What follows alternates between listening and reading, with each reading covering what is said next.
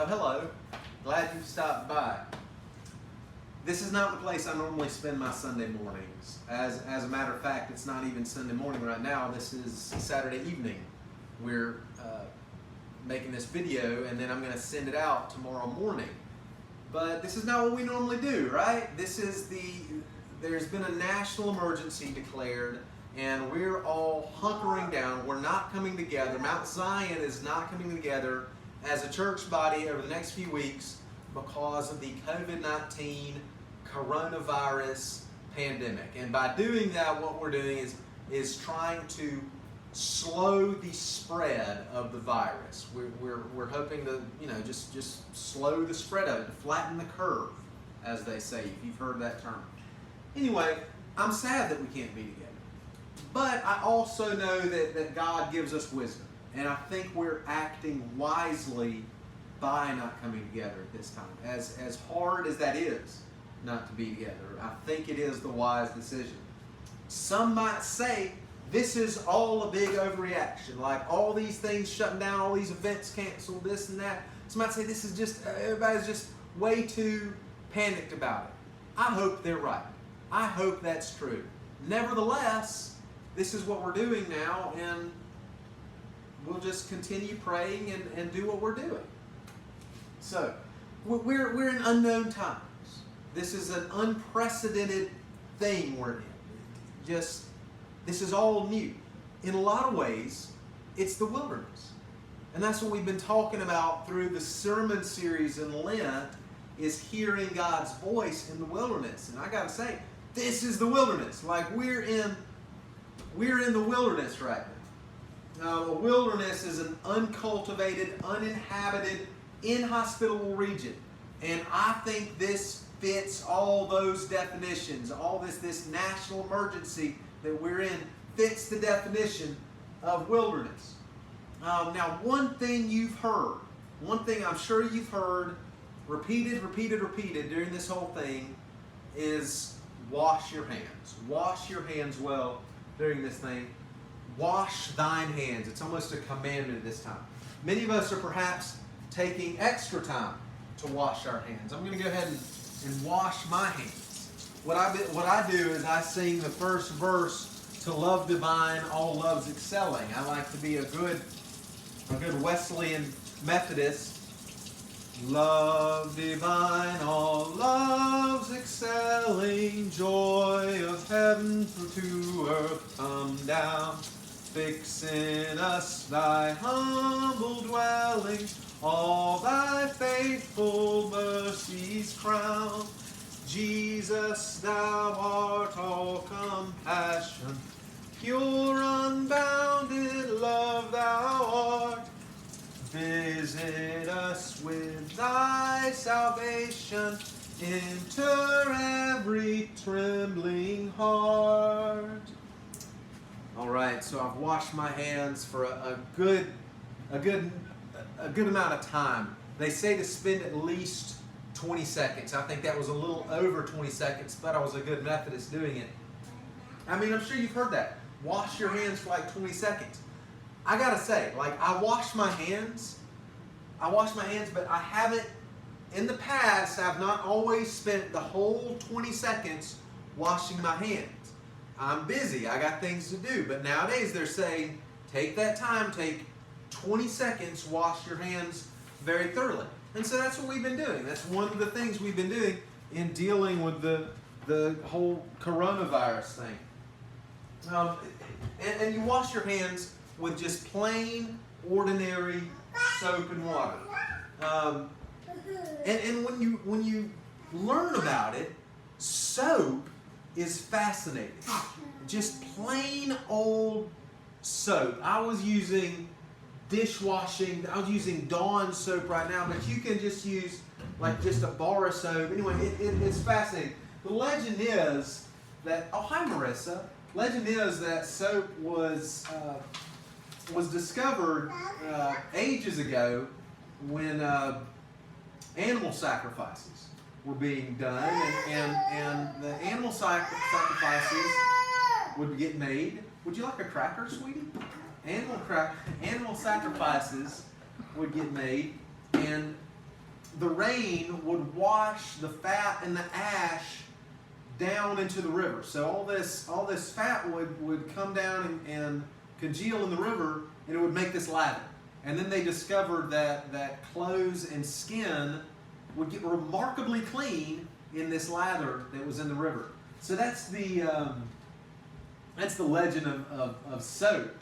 Anyway, good old humble soap. It has changed human history and really just has brought us together. It's made it possible for us to have functioning, healthy communities. Again, it's fascinating. I'm going to have a little bit of a science lesson here about how soap works. So you see, soap is made up of molecules that have differently shaped ends. One end is bonds with water. The other end of the soap molecule bonds with oils and fats, right? It prefers those oils and fats. And so what happens is, when you get water on the soap, all the soap molecules, they separate, and they make that lather, and they start floating around. And then they find bacteria, including coronavirus. Soap kills coronavirus. What happens is this lipid membrane, the bacteria has this lipid membrane on it, and part of that soap molecule bonds itself to that lipid membrane, and then it just pries itself in there and busts it open. A scientist in the New York Times says it pries it open like a crowbar. That it just, because part of it shuns water, part of it just goes into that fat membrane, it pries it apart, and it literally destroys the bacteria. Like when you use soap, the bacteria is not just going down into the drain. The bacteria is being killed. It's being disintegrated and killed. The soap kills the bacteria. Hand sanitizer does not work as well. Soap really does the job well. And so in that, so that's the science lesson, right? The soap molecule has two parts. It's got the part that likes water, and it's got the part that likes the oils and the fats. Now, like soap has two parts, Jesus has two natures. Jesus Christ has two natures. Jesus Christ was fully human, fully 100% human, and at the same time, Jesus Christ is fully 100% divine. Jesus is 100% entirely God. And so Jesus Christ identifies entirely with our sin, fully. He identifies fully with it. He understands. Would you mind getting my Bible in there, sweetie? He understands our tendency to turn away from God, to reject Him, and to do our own thing. Hebrews 2:17 says that, therefore, He had to become like His brothers and sisters in every way, in every respect, so that He might be a merciful and faithful high priest in the service of God to make a sacrifice of atonement for the sins of the people. You see, Jesus Christ identifies so deeply with our sin that He took on the guilt and the punishment of it on the cross. All that guilt, He gets deep in there. The cross acts like a crowbar for our sin. It just destroys it. Jesus destroys the power of sin over us. And at the same time, Jesus Christ is also fully 100%, Marissa, He's fully 100% God. He's fully divine. He shares the nature of God so that we can live victoriously over that, and that we can learn and grow to be more like God. But we have to take the time. You see, we have to take time. We have to take time to soak in God. We have to let God do His thing. We have to let Jesus do His thing. We have to soak in God, just as we have to really take those 20 seconds to wash our hands. We ought to be taking some time with God. We have to take time to really let Jesus get into all the wrinkles, all the old dusty stuff, all the hurts, all the fears, all the betrayals, all that stuff, all the stuff that's a result of that sin. We have to let Jesus just permeate in to all that. And all this stuff that's not even necessarily our fault, but that's the problem of sin, right? We have to give Jesus time. We have to soak in the Son of God.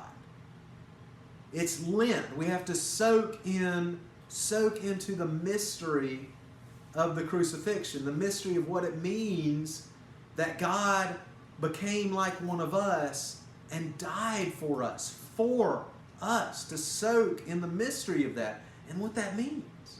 At this man who died for us all so that we might all live. And so now the question, how do we soak? How do we soak in the presence of God?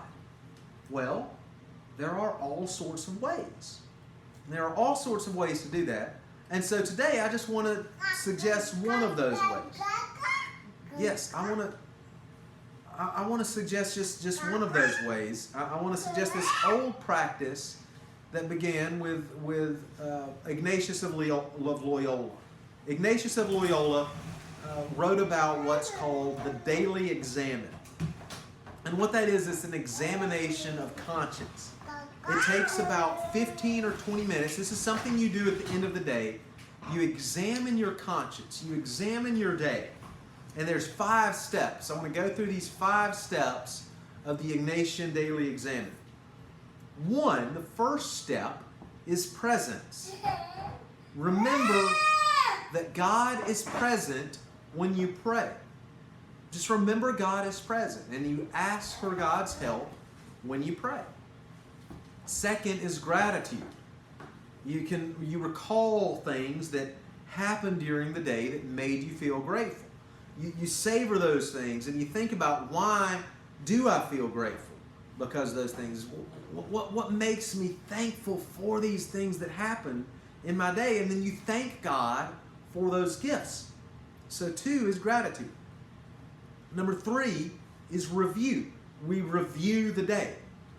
From start to finish, from when we wake up till when we're doing the examen, we noticed where we experienced God's presence during the day. Some of this may coincide with our gratitude. The big stuff and the small stuff. The sun on our face. A particularly delicious piece of bacon that we ate earlier. A text from a friend that you haven't seen in a while. All these things that just made you experience God. That made you experience the presence of God. When did you love? When did you feel loved during the day? During the review, we also might be thinking of sorrows. We also might think of how we've sinned during the day. Have you done something you regret? And that's when we can express our sorrow to God for things we've done wrong and ask for forgiveness. And perhaps if there's something that's particularly big, something particularly eating at us, we need to pray about seeking forgiveness from a person we've offended. So that's the third, is that review. We review all the things. Where was God present? Where was God maybe not so present? 4th is response. What is my response to the God of my life today? To Jesus Christ today, what is my response to Him? How am I making strides to be a better person in the eyes of our Lord? That's number 4, the response. And then number 5 is look ahead. We look ahead to tomorrow. We look ahead toward the future. We ask ourselves, for tomorrow, am I humble? Am I going into tomorrow with a spirit of surrender to God? Am I ready for tomorrow? Am I prepared for tomorrow? And this doesn't take long. The Ignatian Examen doesn't take long. I gotta say, I do not necessarily do this every single day. I do it sometimes, and it works. It's a great practice. It really helps you to know the presence of God throughout your day. And you find that when you make it more of a habit, you notice God, you experience God's presence more throughout the day. This is a great thing for when we've got this, maybe we've got some time at home or something. This is a great thing to be mindful of, to start practicing. And listen, if you're out there working extra hours to get supplies to people, or like you're working in a hospital or something, I am praying for you, and I hope you're able to take some time. I hope you're able to take some time to examine your day, to look at God's presence through the day, some time to soak in Jesus. Just like you take some time to wash your hands, I hope you're able to take some time to soak in Jesus, to worship in the wilderness, to listen for God's voice, to soak in the love of God, to let the love of God permeate your being and be renewed, be reconciled, and be resurrected. Jesus holds us together. You know, in so many ways, soap holds our society together. It's really Jesus who holds us together, isn't it? Colossians, I want to read out of Colossians for you. This is from Colossians chapter 1, starting in verse 15. He is the image of the invisible God, the firstborn of all creation. For in him all things in heaven and on earth were created, things visible and invisible, whether thrones or dominions or rulers or powers. All things have been created through him and for him. He himself is before all things, and in him all things hold together. He is the head of the body, the church. He is the beginning, the firstborn from the dead, so that he might come to have first place in everything. For in him all the fullness of God was pleased to dwell, and through him God was pleased to reconcile to himself all things, whether on earth or in heaven, by making peace through the blood of his cross. We are cleansed by his blood. Be cleansed. Take some time with the Lord. Worship in the wilderness. Listen to his voice. Amen.